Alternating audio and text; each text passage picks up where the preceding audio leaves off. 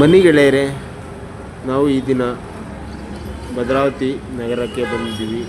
ಈ ಭದ್ರಾವತಿ ನಗರವು ಉಕ್ಕಿನ ನಗರಿ ಅಂತಲೇ ಪ್ರಸಿದ್ಧಿ ಹೊಂದಿರುವ ಈ ನಗರದಲ್ಲಿ ಸ್ನೇಹದರ್ಶಿನಿ ಹೋಟೆಲನ್ನು ತೆರೆದಿದ್ದಾರೆ. ಈ ಸ್ನೇಹದರ್ಶಿನಿ ಹೋಟೆಲ್ನಲ್ಲಿ ತುಂಬ ರುಚಿಕರವಾದ ಅಡುಗೆಯನ್ನು ಮಾಡುತ್ತಾರೆ. ಹಾಗೆ ರೈತರು ಅತಿ ಹೆಚ್ಚಾಗಿ ಈ ಸ್ನೇಹದರ್ಶಿನಿ ಹೋಟೆಲ್ಗೆ ಬರಬೇಕು. ಹಾಗೂ ಕಡಿಮೆ ದರದಲ್ಲಿ ಹೊಟ್ಟೆ ತುಂಬ ಊಟ ಸಿಗುತ್ತದೆ.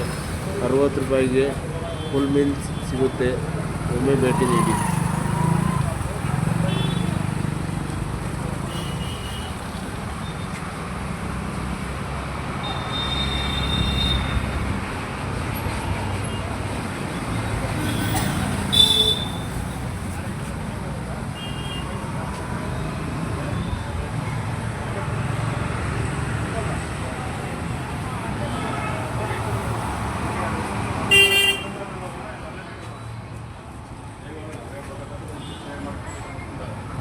ಬೆಳಿಗ್ಗೆ 5ರಿಂದ 6 ಗಂಟೆ ಬರೋದು.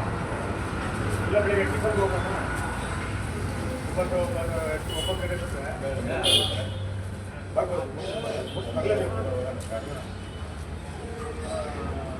ಅವಾಗ 10 ಗಂಟೆಗೆ ಟಿಫನ್ ಎಲ್ಲ ಮುಗಿಸ್ಬೇಕು. ರಿಸೆಪ್ಷನ್ 1 ಗಂಟೆ ತನಕ ಕಾಯೋಕ್ಕಾಗಲ್ಲ. ಮತ್ತೆಲ್ಲ ಬಂದಿದ್ದೀವಿ ಅಂತ ಅಟೆಂಡ್ ಮಾಡಿದ್ದೀವಿ. ಹುಡುಗನ ನೋಡಿ ಮಾತಾಡಿಸಿ ಎಲ್ಲ ಪೂರ್ತಿ ಕೇಳ್ಬೋದು. ಇಲ್ಲ ಬೇಡ, ಈಗ ಅಲ್ಲಿ ಕುಡ್ದು ಥಿಯೇಟ್ರಲ್ಲಿ ಕುಡ್ದು ಫೋನ್ ಮಾಡಿದ್ರು, ಅದಕ್ಕೆ ಹೊಡ್ಬೋದು. ಯಾವ್ದ್ರದಪ್ಪ ಇದು ಸರ್? ಒಂದು ಜನ ಫುಲ್ ಇದ್ದಾಗ ತೆಗಿಬೋದು.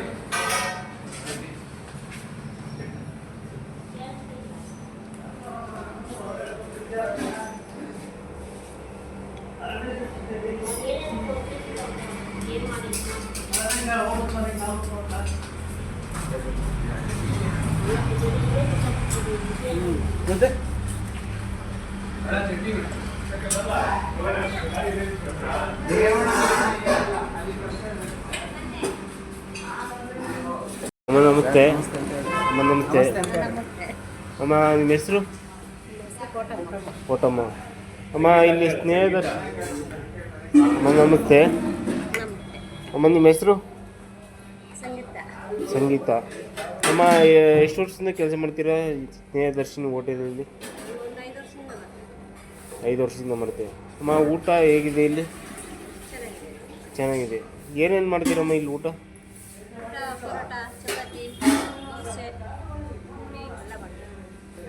ಮುದ್ದೆ, ಪರೋಟ. ಓಕೆ ಅಮ್ಮ. ತಿಂಡಿ ಏನೇನು ಮಾಡ್ತೀರಮ್ಮ? ಪಲಾವು, ಬೇಳೆಭಾತು, ಇಡ್ಲಿ ವಡ, ಪೂರಿ. ಅಮ್ಮ ಇಲ್ಲಿ ಇಡ್ಲಿ ವಡ ಪ್ಲೇಟ್ ಎಲ್ಲ ಹೇಗೆ ಬೀಳುತ್ತಮ್ಮ?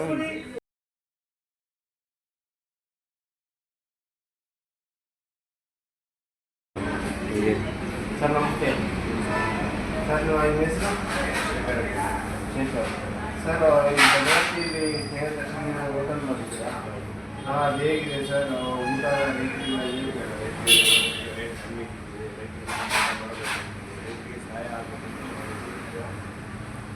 ಸರ್ ರೈತರಿಗೆ ಕಡಿಮೆ ದರದಲ್ಲಿ ಉಪಹಾರ ಇಲ್ಲಿ ಸ್ನೇಹದರ್ಶಿನಿ ಸಿಗುತ್ತೆ. ಈ ಭದ್ರಾವತಿ ತಾಲೂಕಿನಲ್ಲಿ ಇರುವ ಪ್ರತಿಯೊಬ್ಬರು ಸೇವಿಸಬೇಕು. ಊಟ ತುಂಬ ರುಚಿಕರವಾಗಿರುತ್ತೆ. ಯಾವುದೇ ಥರ ಸೋಡಾ ಆಗಿ ಮಿಕ್ಸ್ ಮಾಡಲ್ಲ. ತುಂಬ ರುಚಿಕರವಾಗಿರುತ್ತೆ. ಇಲ್ಲಿನ ಊಟ 60 ರೂಪಾಯಿ ಅಂತೆ. ರೈತರು ಹಳ್ಳಿ ಮನೆ ಹೇಗೆ ಊಟ ಕೊಡ್ತಾರೋ ಹಾಗೆ ಕೊಡ್ತಾರೆ ಊಟ ಇಲ್ಲಿ. ಮನೆ ಊಟ, ಮನೆ ನಿಮ್ಮ ಹಳ್ಳಿ ಮನೆಯಲ್ಲಿ ಹೇಗಿರುತ್ತೋ ಊಟ ಆಗಿರುತ್ತೆ ಮನೆ ಊಟ. ಬಂದು ಸೇರಿ ಮಾಹಿತಿ ಹೇಳ್ತೀವಿ. ಊಟದ್ದು ಒಂದು ಟಿಫನ್ನು ಓಕೆ. ಹಾಂ, ಥ್ಯಾಂಕ್ ಯು.